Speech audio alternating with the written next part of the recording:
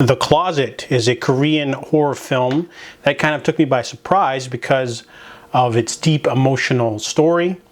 This movie is about Sang-won. He is an architect, overworked father, neglects his family. Film's opening sequence, he loses his wife in a terrible car accident.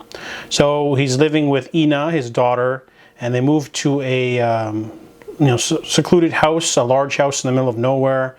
Where she can get some fresh air, she can, speak again because she's very quiet and distance herself from her father. He also has panic attacks as well.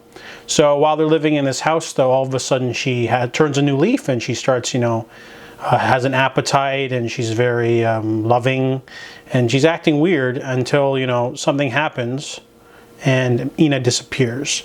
And it's up to a eccentric exorcist to help Sang-won get her out from this sort of other world, this underworld of sorts.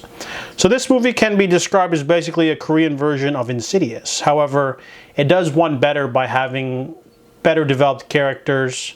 There's also a humanized villain. The villain isn't just some malevolent evil force. There's a story behind why it's doing what it's doing.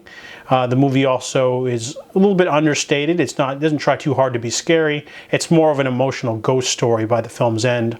Also, there are some fourth wall breaking moments that derail it a little bit in the middle. But overall, The Closet is a very strong film.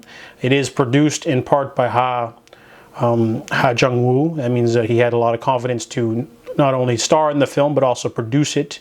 So he wouldn't do that unless he can make sure the story is really good, and it is. The Closet was a really nice surprise. It's deeply emotional, a little bit creepy, scary, haunting. It's everything that you want a horror film to be. Scary but also a good story in its own right. So The Closet, I give it an 8 out of 10.